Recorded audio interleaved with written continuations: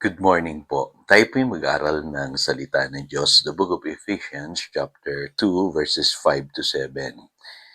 Tayo'y binuhay niyang kasama ni Kristo noong tayo'y mga patay pa dahil sa ating pagsuway. Naligtas nga kayo dahil sa kanyang kagandahang loob. Dahil sa ating pakikipag-isa kay Kristo Jesus, tayo'y muling binuhay na kasama niya upang mamunong kasama niya sa kalangitan. Ginawa niya ito upang sa darating na mga panahon ay maipakita niya ang di masukat na kasaganaan ng kanyang kagandahang loob sa pag-ibig niya sa atin sa pamamagitan ni Kristo Jesus. More than conquerors because of Him who loved us. Alam niyo po, isa sa mga underrated na verses po sa Biblia, ito pong Ephesians chapter 2 verses 5 to 7.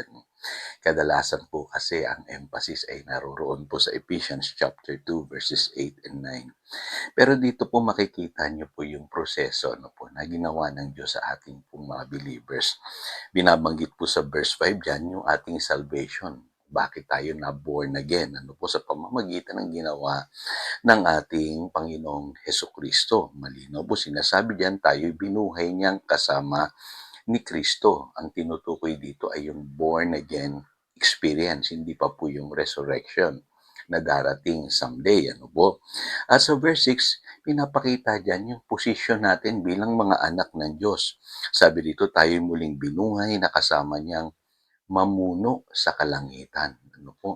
Ganun po katayog yung kalagayan natin bilang mga anak ng Diyos. Someday, we will rule, together with Christ. At mapapansin nyo, even dito po sa lupa, binanggit po ni Apostle James sa James chapter 1, verse 18, yung kalagayan natin bilang mga anak ng Diyos. Sabi diyan, niloob niyang tayo'y maging anak niya sa pamamagitan ng salita ng katotohanan upang tayo'y maging pangunahin higit kaysa lahat ng mga nilalang. So, whether paliwalaan mo man o hindi, kapatid, ito yung kalagayan mo ngayon bilang anak ng Diyos. At sa verse 7, sabi rito, ginawa niya ito upang sa darating na mga panahon ay maipakita niya ang di masukat na kasaganahan ng kanyang kagandahang loob sa pag-ibig niya sa atin sa pamamagitan ni Kristo Jesus. So ito po yung purpose kung bakit po namatay ang Panginoong Hesus sa krus, bakit kailangan tayong ma-born again, bakit tayo kailangan tawaging mga anak ng Diyos. Sabi diyan, kasi malinaw po na tayo mga anak ng Diyos, tayo pala yung object ng pag-ibig ng Diyos. At alam niyo po, napaka-sarap nung ganung pakiramdam Kasi ganun pala tayo kamahal ng Diyos. Gusto niyang maipakita sa atin yung kanyang di masukat na kasaganaan ng kanyang kagandahang loob, yung pag-ibig niya sa atin dahil tayo'y nanalig sa Panginoong Hesukristo. Now, tingnan niyo lang po palagi ang inyong Bible, mga kapatid, para maintindihan niyo kung gaano kayo kamahal ng Diyos. Para sa pakikipaglaban natin sa buhay na ito, hindi tayo talunan. Dahil alam natin na may nagmamahal sa atin. So, paano ba tayo dapat makipaglaban sa buhay na ito? Alam niyo po, may nagsasabi na yung pong promised land or yung Canaan, yan po ay type of heaven. Ang mga scholars, sabi nila, mararanasan lamang natin yung total victory pagka nandoon na tayo sa langit. Well, mga kapatid, para sa akin po, ang promised land or yung Canaan, yan po ay type ng experience natin mga Kristiyano dito sa lupa. Kasi doon po sa promised land, meron pa rin kalaban ang mga Israelites doon. At ito'y ginapi nilang lahat. Bakit po? Unang-una, naniniwala po ako, kilala nila yung kanilang Diyos.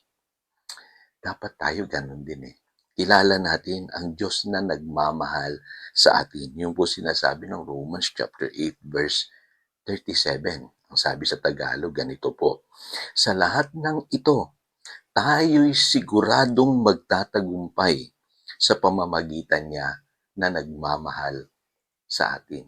So, ang sikreto pala natin para magtagumpay sa buhay na ito nakasalalay sa pagkaunawa natin from the position of knowing. Dapat kilala natin na ang Diyos ay nagmamahal sa atin bilang kanyang mga anak. Ano po? Alam niyo po, in real life, pansinin niyo po yung bata na minahal ng magulang. Malakas po ang loob niyan. Matapang po yan. Bibo po yan. Ano po? At hindi yan takot sa buhay kasi alam niya na may nagmamahal sa kanya.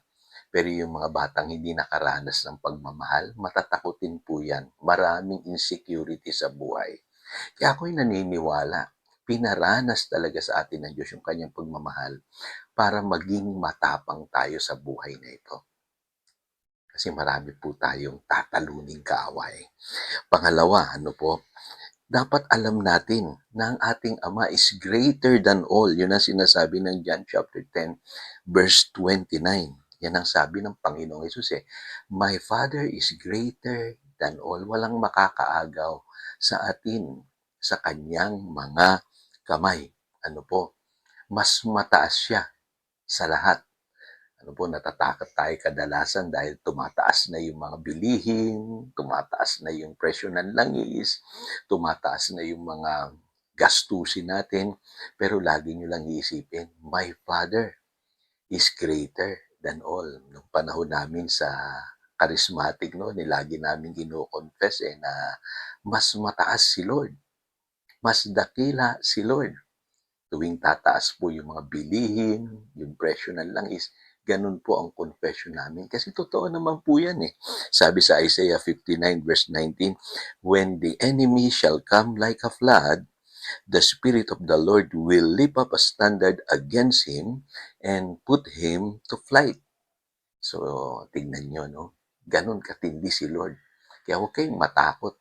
Mas mataas si Lord. Mas dakila si Lord. Sabi nga pwede nating sabihin palagi na my Father is greater than all. Ano po?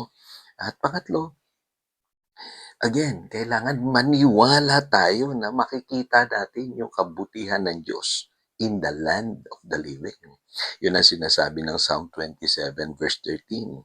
I am still confident of this. I will see the goodness of God in the land of the living.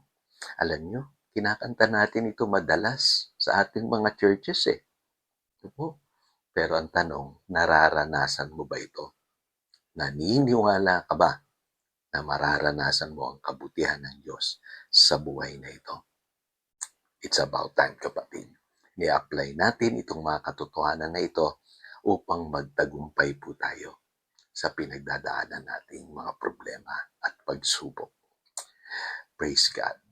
Tayo po'y manalangin. Dakilang Diyos, salamat po sa mga katotohanan ito. At muli, pinalakas mo na naman kami kasi alam namin na we are more than conquerors because of you who love us through your Son, Jesus. Kaya patunayan mo, Panginoon, sa aming buhay na itong pag-ibig na ito, yung binabanggit mo, Panginoon, sa iyong salita na di masukat na kasaganaan, kagandahang loob sa pag-ibig mo sa amin sa pamamagitan ng iyong anak na si Jesus ay totoong-totoo sa aming buhay. Nang makita ng sanlibutan, nakakaiba kami dahil kami iyong mga anak. Salamat, Panginoon, purihin ka. Yan ang aming panalangin. In Jesus' name we pray. Amen and amen. Again, ito si Pastor Jojo nagpapaalala upang daluyan tayo ng pagpapala, manatili tayo sa kanyang salita. Good morning.